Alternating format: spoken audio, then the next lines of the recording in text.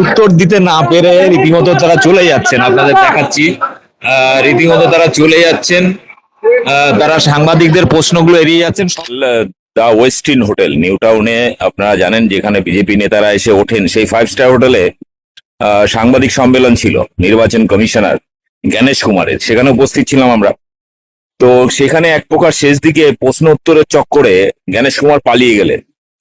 সেখানে আমাদের সাংবাদিক বন্ধু তমাল সাহা প্রশ্ন করেছেন 2002 সালে নাম থাকলে তাদের ডকুমেন্ট লাগবে না বলেছিলেন, তারপরে কেন এই অবস্থা?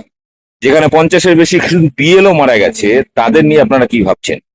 উল্টো দিকে আরেকজন সাংবাদিক বন্ধু সুমিত, সে প্রশ্ন করলো যে আপনি প্রশ্ন করলেই অভিষেক ব্যানার্জি থেকে শুরু করে বিভিন্ন নেতাদেরকে চুপ থাকতে বলছেন, কিন্তু আপনারা রোহিঙ্গা কতজন খুঁজে পেলেন?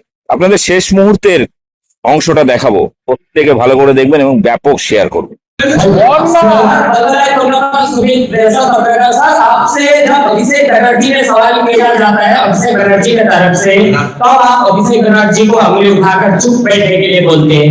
अब चंद्रिमा भट्टाचार्य जब क्वेश्चन करते हैं तो उनको भी चुप बैठने के लिए बोलते हैं। लेकिन आप ये बताइए, इलेक्शन का पहले बंगाल वासियों के लिए कोई रोहिंग्याओं का लिस्ट निकलेगा क्या? आपने बोला तो बहुत सारे रोहिंग्या है यहाँ, जो भाजपा नेता लोग कहते हैं, तो रोहिंग्याओं का लिस्ट मिलेगा क्या? Sir, Kumar Shah from News Institute India.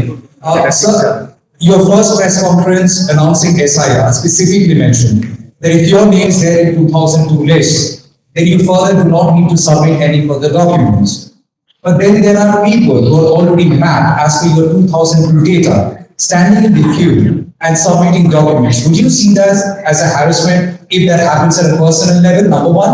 Number two, does the Election Commission acknowledge deaths due to SIR? Countrywide, there are reports of more than 50 bureaus who have died. Does the Election Commission recognize deaths due to SIR?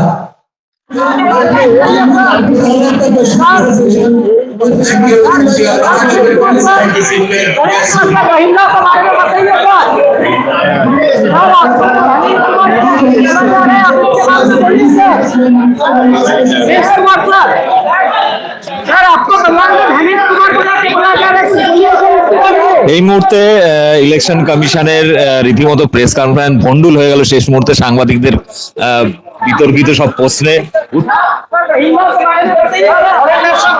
উত্তর দিতে না পেরে রীতিমতো তারা চলে যাচ্ছেন, আপনাদের দেখাচ্ছি।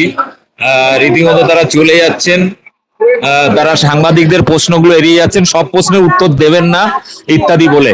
এখানে যারা যারা সাংবাদিকরা শেষ দিকে প্রশ্ন করেছেন, কারোরই কিন্তু সঠিক উত্তর তারা দেয়নি এবং তারা এড়িয়ে গেছেন। এমনকি এখানে গুরুত্বপূর্ণ কয়েকটি প্রশ্ন যারা করেছিলেন, তার মধ্যে এক হচ্ছে যারা 64 লাখ বা 60 লাখের যে তালিকা, তাদেরকে কতদিনের মধ্যে তারা তালিকায় নাম উঠবে আর কি, তারা ভোট দিতে পারবে কিনা, এই নিয়ে কোনো আশ্বস্ত করেনি।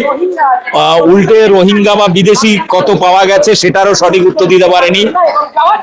ফলে এটা একটা অস্বস্তির মধ্যে আজকে প্রেস কনফারেন্স শেষ হলো। এই নিয়ে বিস্তারিত রিভিউ আমরা করব। ধন্যবাদ। এই মুহূর্তে ভিডিওটি ব্যাপক শেয়ার করুন।